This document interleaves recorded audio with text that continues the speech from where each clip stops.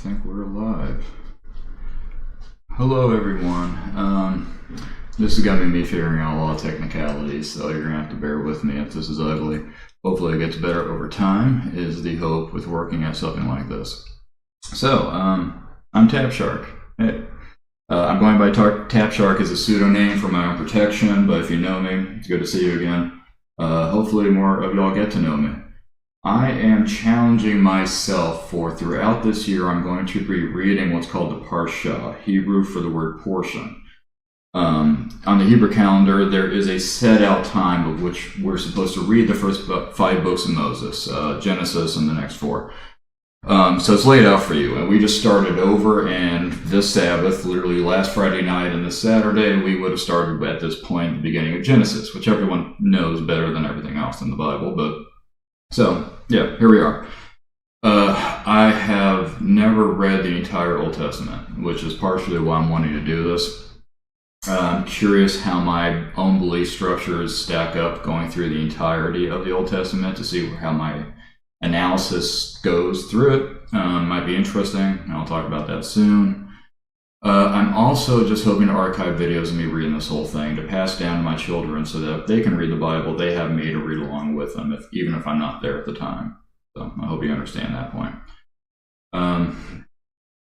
Now as to me, if you're curious, Tap Shark, the main channel is about tap dancing. I love tap dancing, and once I have Tap Shark up and running as a channel, you can check that one out, and it'll just be Tap Shark, and you can see what that one's all about. But this is Tap Shark Praise, play off Tap Shark Plays, which will also exist eventually. And I'm just hoping that this will be a good project for myself, and hopefully maybe some of y'all will learn something out of it or find it interesting. Anyways, so here's the structure I have for us. You'll be able to see, I know the resolution of this might not be the best. My wife is here. You're not live on Facebook now. Okay, I'm on YouTube. I'm not on Facebook. Let me look at something real quick. Do you think it's pressing that start button? I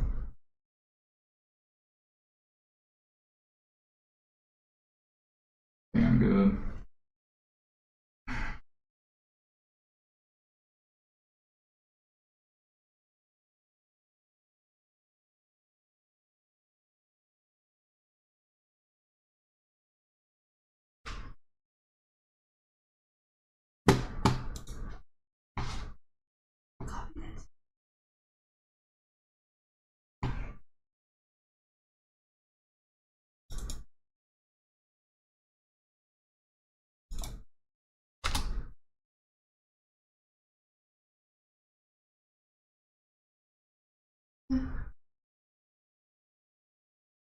On the right side is smaller, the line at the bottom left.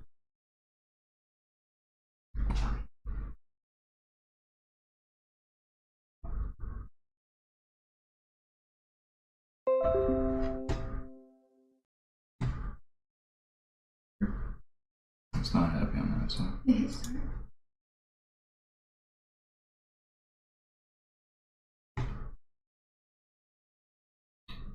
Okay. Yeah. There we go. Alright, we're good. Okay, we're live. Wow. Hi everyone, you're probably wondering what am I doing. This is an experiment of mine. I want to read through the entirety of the Old Testament throughout this next Hebrew year. I want to also use an opportunity to figure out how to work all this new junk, because this new software and all this is my wife's specialty and not mine, and we're trying to figure it all out. We're looking good. Nice. All right, great. Hi everyone, I'm Tap Shark. Welcome. We're going to be starting with the book of Genesis, obviously, but before we get started, let me explain why I'm doing this. I wanted to record me reading through the Old Testament with my own commentary added on, partially as an experiment. I've never read through the entirety of the Old Testament before. I imagine a lot of Americans haven't read through the whole thing, and we'll see how this goes. So we'll see if there's anything that's good for me in it. If you understand how that generally goes, that's what the Bible's supposed to do for you, so we'll see if this works. Alternatively, I'm also doing this for my kids. So if they want to start reading the Bible, they and me, wherever they are, that I can follow them and kind of read it with them, or they can just listen to me read it as they follow along. And with that, they get a good idea of how I am in case I'm not around, because life happens, so yeah. A little bit about me. Tap Shark is what I'm going to be going by. It's a pseudonym because if this goes big, I'd rather protect my identity for obvious reasons. Tap Shark is because I used to be a professional tap dancer, and I'm now 34, and I'm wanting to kind of come back and get back into that. Had my old career sort of in the Army and all the rest, and done with that life, and kind of moving on to figure out the next life. Partially being a high school teacher, but that's being difficult as well. So trying to figure out this little side project at the same time. Now, what I'm hoping will be interesting for everyone is I'm going to be very upfront about my belief system. I'm going to be very straight up about what my views of God are, what the idea of God is. Some of it aligns pretty well with what Judaism is trying to say. And I'll try to simplify it or summarize it as best as I can. Let me grab my water. But a lot of this is just me, just straight up me. And I've done a lot of analysis on a lot of things scientifically and trying to figure out how the world works, obviously, which to me is how figuring out how God works. And we're going to dive right into that. So there we go. Oh, yeah. Let me introduce you to my study assistant. Boom. We haven't figured out a name for it yet. No, shouldn't touch that. There we go. I'm still getting into this. This is ChatGPT, if you don't know. This is the big large language model AI software out there. If you're not familiar with it, think of this. The way I explain this is imagine the Library of Alexandria. Let me make sure I can get this working. Go back. All right. Imagine you go to the Library of Alexandria back in the day, where they have books on all the knowledge in all the world ever found out by humans. When you walk into the library of the Library of Alexandria, you have a nice lady at the front desk, and she has read every book in there, and she knows literally everything humans have written and put into that library. And you can ask her questions, and she'll summarize based off what she's read and give you back to you a summarized version of what you're asking, based off all the knowledge that humans have added on there. This kind of works like that if you don't understand it well. Except the Library of Alexandria is the internet, and that sweet lady at the front that knows everything tells you is what a large language model does. It plays probability games with what information I'm asking it and what it expects to come next, based on all of the human dialogue about a subject on the internet. So I ask, hello, how can I assist you today? Let's see. You are my tour study assistant. I would appreciate, we're going to be nice to it just in case, I would appreciate, just kidding. I would appreciate it if you could help I'm also a little shaky from doing this. My typing is all messed up, so hopefully that gets better over time. All right, you are my tour study assistant. I would appreciate if you could help any questions I may have along the way. Of course, I'd be happy to assist you with your tour setting. Any questions you may have, please feel free to ask any questions or seek clarification, blah, blah, blah, blah. I'm going to do my best for writing. How can I help you with your tour setting today? Sweet. So, boom. Off to a good start. Now you get the idea. Spit that out in, less than 2 seconds, maybe 1 second. It's extremely fast, and this is going to change the game for a lot of occupations out there. If you're not paying attention to it, you should pay attention to it. It's pretty cool. Anyways, it's going to help us guide through the Old Testament. If there are questions I don't know, I got a good reference here. I got the sweet lady in the Library of Alexandria who can answer any question I might have. There might be issues with it, so I'm not going to believe it at face value. You just got to think of it as probability games of what it says, but hopefully it's a good extra little rabbinic scholar to have with us. All right. Let me try to get this nicely in frame, and we will get started. All right. Let me see if I can get that in focus better. Again, this is round one of this, so I'm hoping the quality of everything gets better over time. We're organizing and working very hard trying to figure it out because I am suddenly feeling very old looking at all this. I'm past it. Fortunately, my wife's a little bit younger than me, so she's figuring out just fine. She's in the streaming world upon a time, but if it weren't for her, I would not have been able to pull this off. So everyone, thank my wife if you have time. All right, Genesis. So here's the issue with Genesis. Not really an issue, just here's how I'm going to be grappling with Genesis, I should say. Our relationship as humanity with God is trying to figure out at this point how God works, and we call it science. We have an outside universe that we did not create that ended up creating us. And most of us spend our lives kind of forming a relationship with that universe around us that we don't control. That it really kind of controls us. And that's going to be sort of how I'm approaching God to some degree. This is going to be the big split. This is going to be where things hopefully get interesting, is I've divided the world into two halves, and so you're going to see me reference this a lot. So here we go. So I have what I call God's realm, and I have what's called man's realm. And our existence, what our mind's perceiving, is a combination of those two things. So, thought experiment to figure out how God's realm works, kind of. At least try to. Imagine that you have the universe around us with us in it. Cool. That's one universe. Now imagine you take that universe and all humanity suddenly just disappeared and are gone.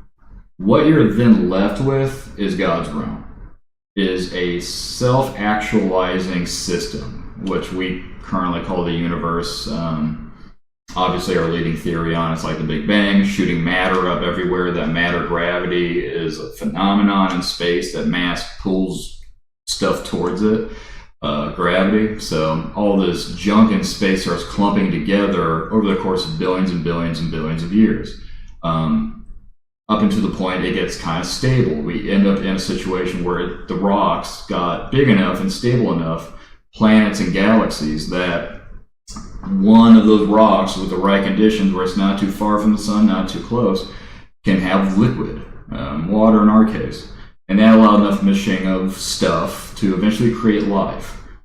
That's scientifically where we're at, and as wishy-washy as that sounds, that is scientifically where we're kind of at. We don't know how really the first steps of life start. It seems to be on a very small chemical level. However it works, and we have to appreciate that we don't understand how it works, and we're trying to figure it out, but we'll never probably ever understand all of it. That's God's realm. And that is what the relationship that we as humans have to deal with every day. The sun rises, the sun goes down, cool. God's realm is being good. It's when we say, thank God for a beautiful day, for waking up this morning, and all the rest. And then if you, you get hit by a deer when you're driving, you might say, oh, God damn it. You're going to say the opposite. You're going to curse God because something you could not control came in your way and intervened in your own interests. And if tornadoes touching down near your house, you're going to be like, oh God. Even if you're atheist, you still naturally do that. So there's obviously humanity has a tendency to create a relationship with the universe we don't control around us. But there's a catch, and there's a burden, and there's a problem with it.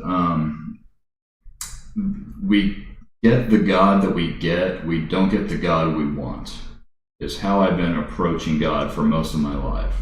I'm very willing to cut out things I don't think scientifically make sense. Things like ghosts, for example, I've cut out as not being really a possibility. Things like reincarnation, I would have thought maybe once upon a time wasn't really a consideration, but I try to cut a lot of it out. Trying to figure out what is the closest sense to God's realm we can get, whilst at the same time understanding there's no real way. There's thinking like a scientist, you have to assume with every discovery, we could make a next discovery that flips everything else upside down. And maybe gravity doesn't work the way we thought we did, or the Big Bang Theory is totally false, or we don't know. Either way, we're working at it, and that's kind of God unveiling itself to us. Which brings me to the idea of God itself. God in Judaism, I should back up. In Judaism, God does not have a name. Some I've heard say that God does have a name, but if you knew it, you'd be turned into oblivion real quickly. It's just too powerful. And it's true. I mean, it's uncomprehending. It's incomprehensible. I always use the metaphor of you have a field of grass, like a football field, and each blade of grass operates by its own physics. Each blade of grass is moving a little bit differently based off how the wind's hitting and all that. And it's happening so fast, but we really would be able to slow that down and measure the physics and the wind hitting each blade of grass and measure it. But the amount of compute that would take, the amount of computing power that would take, would be astronomical. But that's also happening. And that's kind of, again, moving into God's realm. It's not until man's realm do we bring in observers and judgments and things. So God's realm is kind of the universe without humanity in it to make value statements. Man's realm is all about the value statements. It's all about what is good and what is bad. Because until humans come into play, everything that's based about good and bad in God's realm is based around survival. So it is bad to get eaten by a predator. It is good to hunt your prey and eat it. That's kind of how the reward system in nature, or how God's worked it to be the most successful.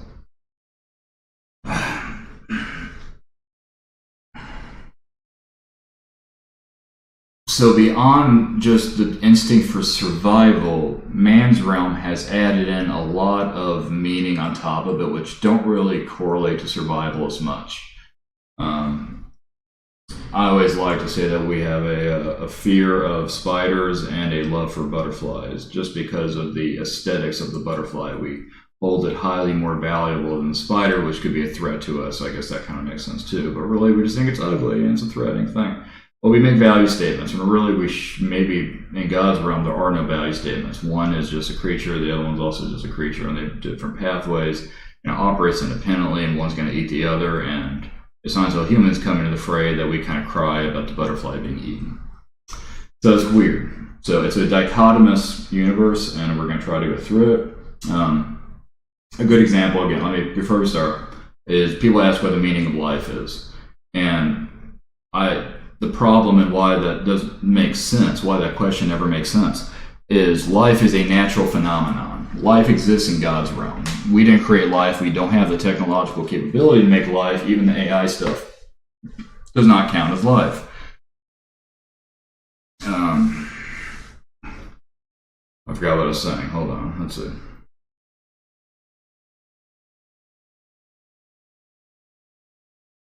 Gotcha. Okay, so the purpose of life. But if you take something else that's natural like life, like let's say a mountain, and you ask, what is the purpose of a mountain? It doesn't make sense anymore. That question falls apart, because a mountain does not have purpose until the humans come along to say, oh, I'm going to use that mountain for mining, or I'm going to use that mountain for snowboarding down. Then does the mountain have a purpose to humanity. But abject of humanity, there's no purpose for the mountain. It just is. And that is how God's realm seems to operate. And it's very, very uncomfortable for humans. It's very uncomfortable for man's realm, because we got to deal with things with like our mortality.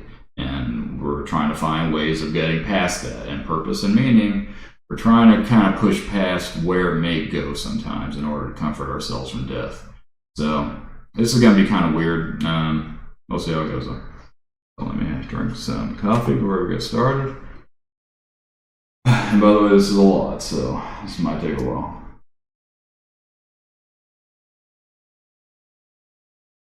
Alright. In the beginning, God created the heavens and the earth. So, right off the bat, kind of a contradiction with maybe how we've figured things out so far, unless this turns out to be true, and we've been wrong the whole time, and God knows you always got to keep things in reservation like that. Or from what we kind of know, God creates the heavens. That part's fine. The earth is going to come way down the line. As far as like maybe if the heavens is kind of just space-time, if you will. Once that, it doesn't really start until you have matter in that space-time. And then you get time, I should say. Without matter, there is no time, because there's nothing really based forward or backwards off of. It's movement that creates time. Einstein type stuff. So we have, in the beginning, God created the heavens, fine, but in the earth, there's a lot more stuff that hasn't come before the earth, like the sun. We have to create stars, or stars came first, and the weight of those stars is what has pulled giant rocks / planets around it in a stable orbit. So, but that's based off what we know now. I don't know if anything here contradicts what we know now quite yet. We're going to find out the order of it's kind of off in a few other parts, but I've always, whenever I'm looking at this part, try to see, does this fit with what we now know about how the galaxy seems to form itself? So let's see, keep going. Now the Earth is formless. Okay, we're on the right page, sorry. Now the Earth is formless and empty. Okay, darkness was over in the surface of... Darkness was over the surface of the deep, and the Spirit of God was hovering over the waters. Another issue, water's not going to be existing for a while, so we're kind of off to a rough start right there, but this could be all interpreted wildly different ways. So we'll see what we can glean out of it. And God said, let there be light. So that part fits. You need stars first. And where the light comes from, it comes from the stars. So boom, you can see the light beaming from my back window thanks to our sun, a star. So this part kind of makes sense. Let there be light being the first thing correct. We are correct here. That's good news. And there was light. God saw that the light was good. Don't we all agree with that? We are daytime creatures. In fact, microorganisms enjoy light. They have very basic sensors long before we have eyeballs. Very basic sensors that if you're a microbe, your job is just to go towards the light. You see the darkness, you see the light, you all gather in the light. And that makes light almost evolutionarily a positive thing for at least mammals, at least the ones that are hunting during the day and all the rest, including us. So let there be light, and it was good. That isn't framing evolutionary with how we work, so we're good there. And there's light. God saw that the light was good, and he separated the light from the darkness. So you can obviously interpret that morally as well, light from dark, good from evil. We'll come back maybe. God called the light day, and the darkness he called night. So at this point, the Earth has found a stable orbit around the sun, and we have a stable nighttime and daytime. If our Earth is not in steady orbit around the sun, days are going to change. It's not going to be the 24 hours that we're used to, obviously. So at this point in Genesis, we're at the point where Earth has stabilized itself, and now it's conditions to have life on it eventually. And there was evening and there was morning, the first day. So boom, first day of just the Earth. Now in reality, we're going at 14 billion years-ish is the beginning of the universe. Earth is somewhere around 5 billion, a little bit under 4.6, somewhere around that. I don't know. Oh wait, let's find out. All right, first test of our Torah study by how old is the Earth? Now it's a trick question because at which point are you calling it Earth? The age of Earth is estimated 4.54 billion years. So, okay, so 4.5 bill. All right. So we have 4.5 billion years of getting to this point. So that's one day. So that's where things get kind of funny. You can kind of shorten as days go on through these 7 days of creation. Each one's going to count for perhaps less time. I'm hoping that'd be really interesting if it works out that way. Okay, the first day. And God said, let there be a vault between the waters to separate water from water. What does that mean? God said, let there be a vault between... Oh, land, duh. So God made the vault and separated the waters under the vault from the water above it. And so it was. God called the vault sky. And there was evening and there was morning the second day. Well, this just got weirder. All right, let me back up. God said, let there be a vault between the waters to separate water from water. Under the vault from the water above it. I wonder what the original Hebrew was that they got vault for. Alright, stand by everyone. In Genesis, it'll figure out what I mean by that. What does vault mean? Near the beginning. Let's see what happens there. In the term Genesis, the Hebrew Bible, the Torah, the term vault is often used translation to describe the firmament or expanse that was created to separate the waters above the water. Okay, here's the term vault is used to describe the expanse with space between the waters. This isn't really helping. It's kind of just in predictive text right now. It's not really answering it. And the waters below the sea. Let's point out the difference between the Bible and the different ones for the content of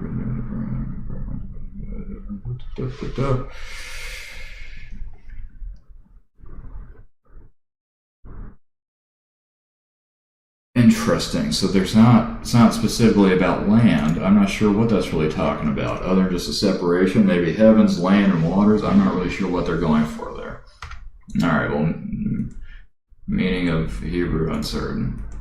Oh dear, we have an issue, I think.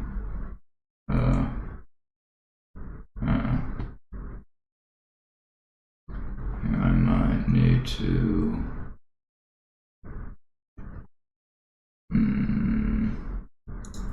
Yeah, technical issue, I think. Let me retrieve my wife for help. Wife.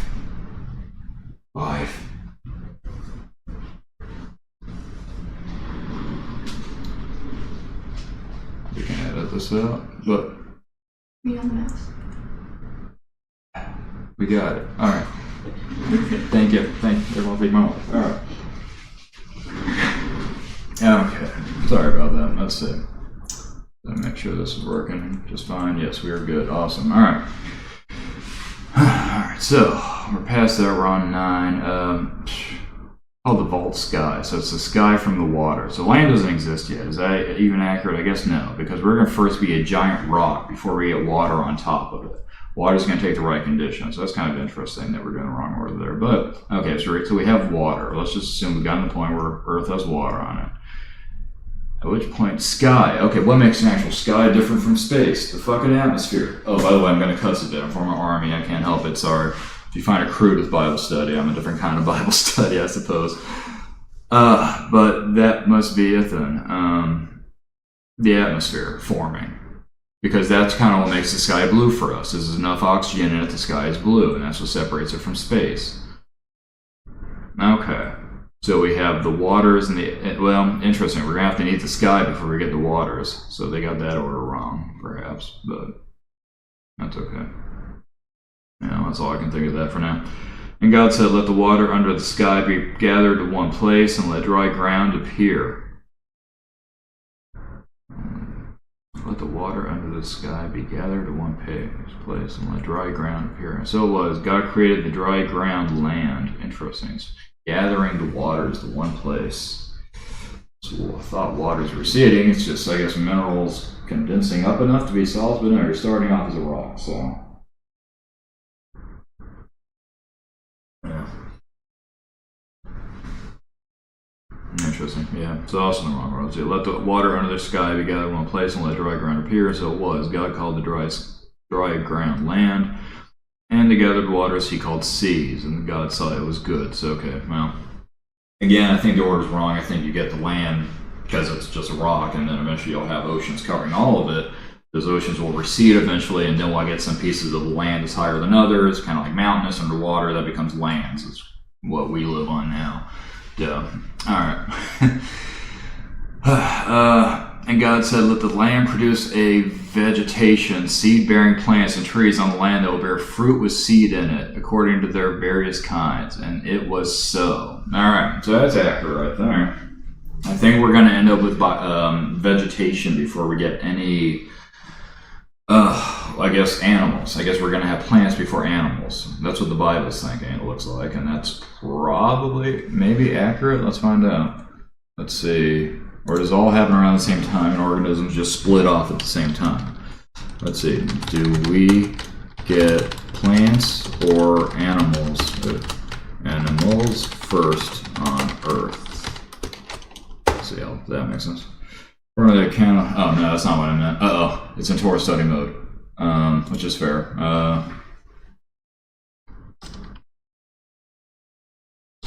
Let's see. No. Fair enough, though. I should be nice to scientific. Crap. Scientifically. There we go. Scientifically, which came first in Earth's development? Plants or animals? Scientifically, plants predate animals. Okay, there we go. Whoop-de-whoop. According to first life are likely single-cell microorganisms more similar to modern bacteria. So Salsarians bacteria is early microorganisms appeared around 3.5 to 8 billion years ago. Not plants or animals, no, but it's rather simple. Let's see, photosynthetic organisms. First, likely around okay, so around 3 billion years ago, we get plants. And 600 mil. So plants are about 3 billion ago, animals are about 600 million year. There you go. I'm skimming this, so if I get it wrong, I'm sorry, but that seems to be where we're at thought process. Scientifically was.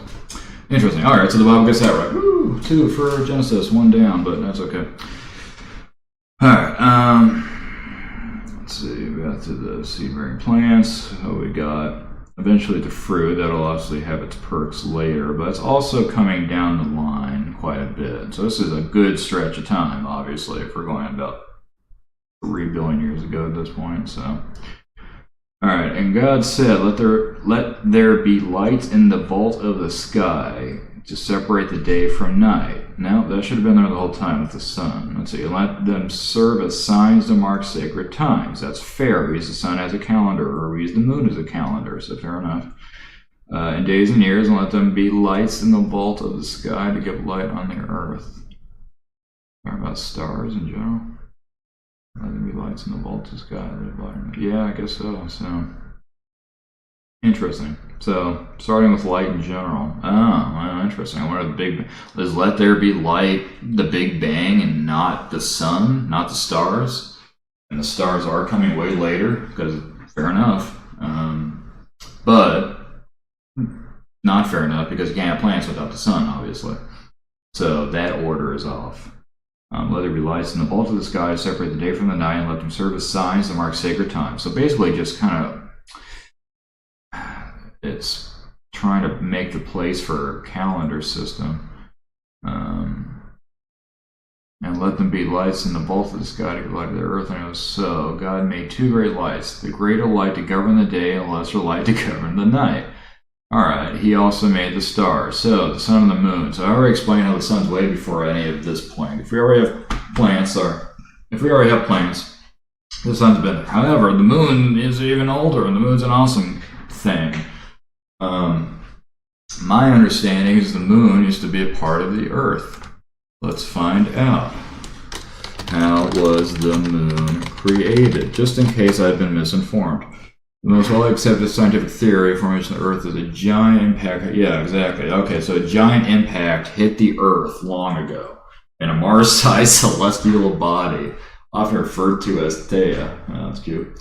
So yeah, the Earth got really badly walled up. A piece of it fell off and became the moon.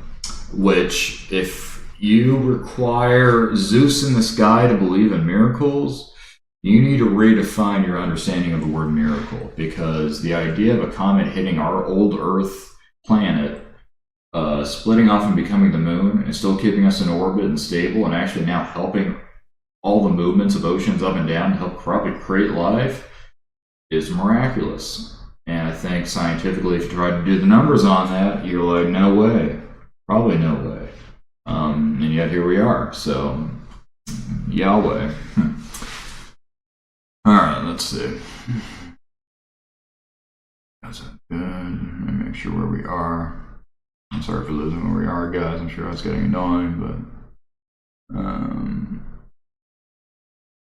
God said let the water teem of living creatures. Okay, so I'm at 20 right now. Yeah. God said, let the water teem with living creatures, and let birds fly above the earth across the vault of the sky. So we got birds and fish first, which the fish part is right. The fish come first. The fish come before mammals, I'm pretty sure. Birds... No, birds come after the dinosaurs. Birds are dinosaurs, so kind of reptiles first, honestly.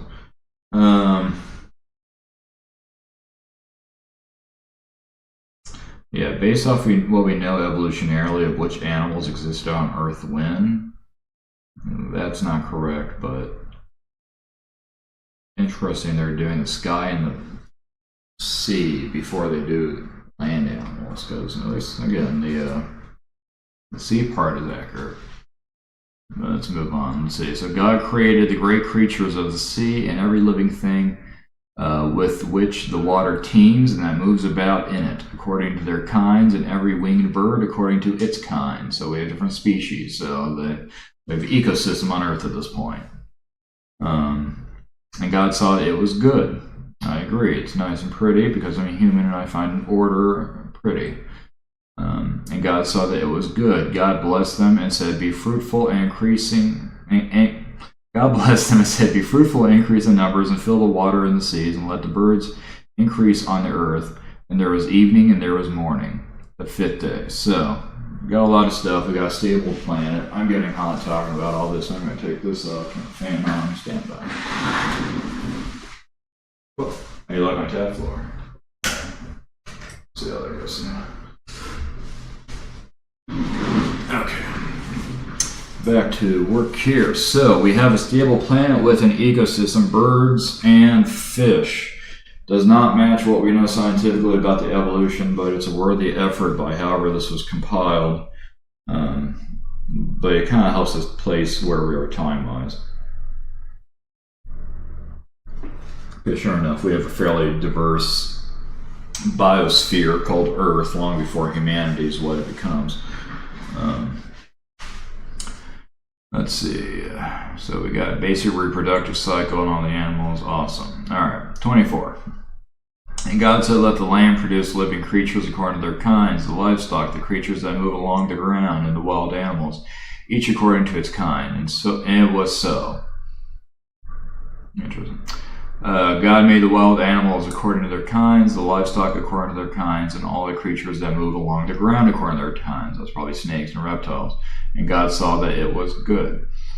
Then God said, "Let us make mankind in our image, in our likeness." Ooh, plural.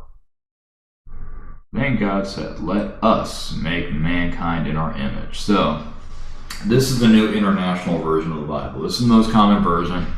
If you have a Bible in your house, chances are it's this version of it. I do not know how the translations have gone over time getting to this point. But whenever something like that shows up, it makes me certainly wonder about it quite a bit. Because why did this become plural? Then God said, "Let us make mankind in our image, in our likeness, so that they may rule over the fish in the sea and the birds in the sky." Is this going to help with the having 3 sorts of versions of God in Christianity?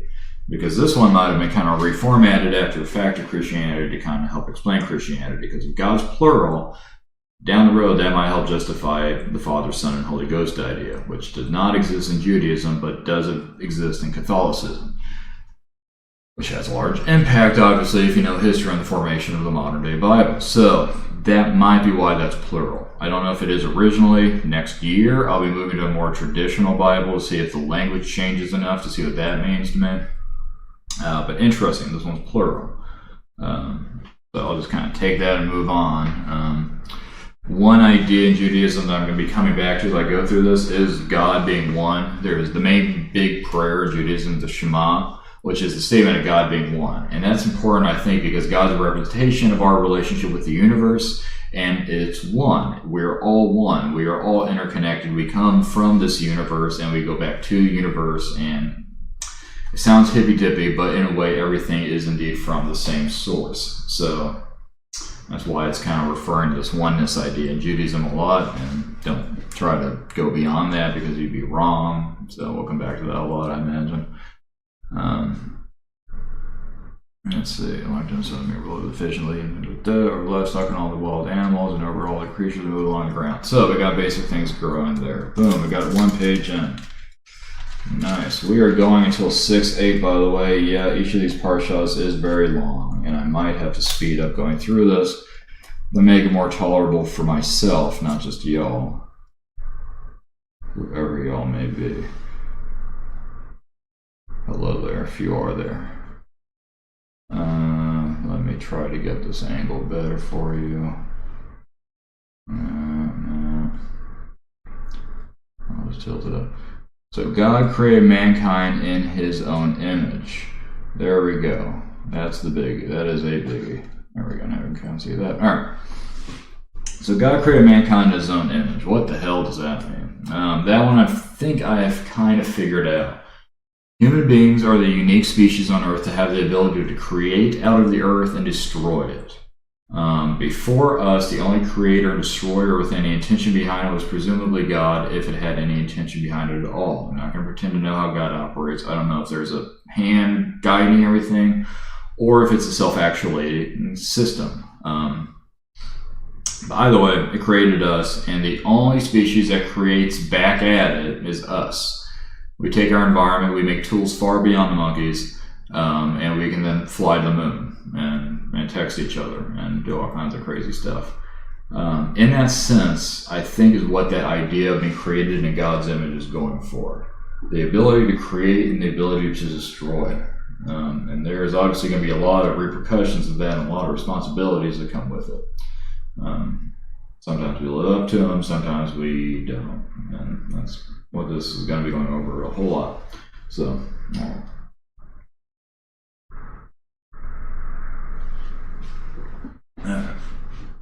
So God created mankind in his own image. In the image of God, he created them, male and female, he created them. So, in the image of God, he created them with the ability to create, destroy. As I'm interpreting that, male and female, he created them. Interesting, it doesn't talk about that with the animals. You know, it's interesting, the birds and the fish, these are going to be like, I made male fish and female fish. I don't think you don't give a shit back then. I think it's pretty much that the humans at that point that they're really caring about, unless you're dealing with whether it's a cow or a bull, and then it's a cattle of some sort. Sorry. I don't know if it matters too much. Get my coffee out of your way. But interesting that it's kind of just stated out right there. Obviously, it's going to be quite the relationship between male and female humans, as we all have to deal with each other. So God blessed them and said to them, "Be fruitful and increase in number, fill the earth and subdue it, rule over the fish in the sea and the birds in the sky and over every living creature that moves on the ground." Fair enough, we are the top dog. Our brain power has allowed us to artificially become the top dog. We don't have claws, we don't have sharp teeth, but we have brains and opposable thumbs, or neocortexes and opposable thumbs. And that's enough to make tools like swords and spears and bows and outcompete the things with claws and sharp teeth. So we have dominion over it, over the land and over the fish. What we choose to do with it, that's kind of how our relationship with God comes in. If we have a bad relationship with God and we're destroying all the bison or killing all the birds or whatever we're doing in our ecosystem, we tend to mess things up really badly.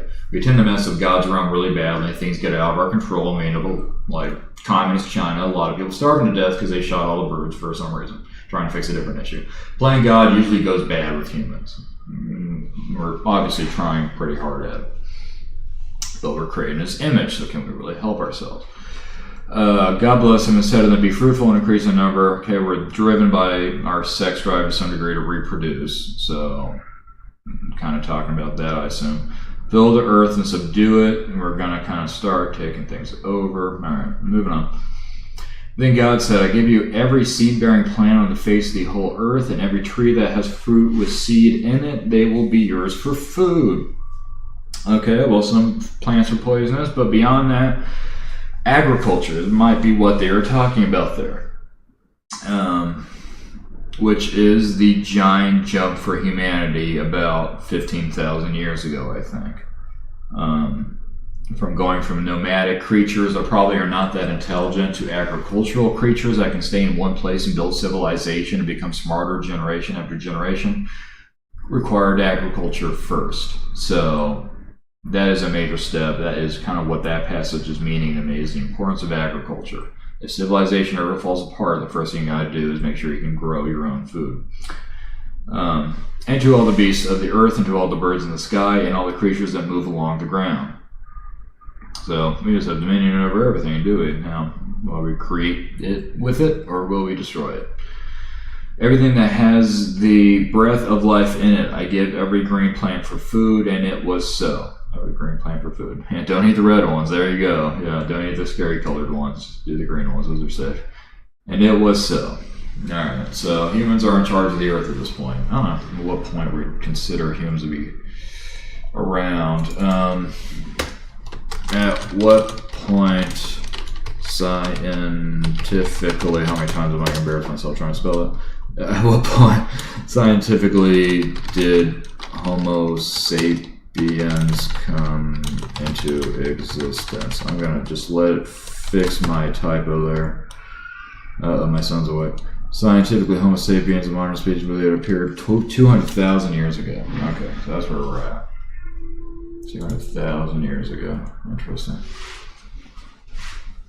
Okay, so what might end up having to happen, I'm getting close to about halfway through, and my son just woke up. So what might have to happen is I'll try to get to the point where we get Adam and Eve. I'll probably shut down, and then I'll resume. God forgive me for not being on Sabbath, but I might have to resume this tomorrow. Because this is a lot. It is a lot. I'm gonna have to start moving faster or just break it up into parts. Like I said, this is the first round, trial and error, and then it'll get better over time. So let's keep moving so I can go grab my son and make sure he's good. My wife's taking care of my son, don't worry. He's not by himself. That wouldn't go well. Alright. So every great thing, it was so...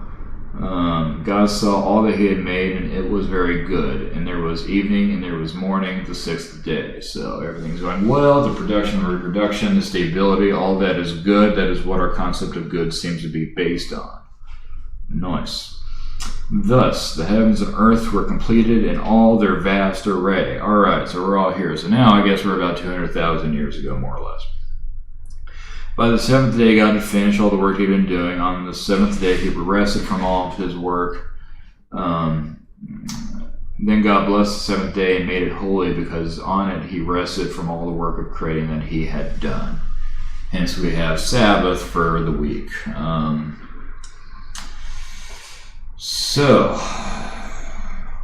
everything's up to the point of, let's say, Homo sapiens 200,000 years ago, and then we're going to have Adam and Eve can totally go against how that works, how evolution works. But we'll come back to that another time. I think I'll probably come back to the concept of Sabbath and why that's important another time. I think for right now, I will just leave it at that. And we can kind of get an after-action report about how the technicals went, and I can get this moving. But in the beginning, things are always going to be rough. But you have to start somewhere to get anywhere, so here we started. I'm trying to think if there's any tidbits I want to say before we go.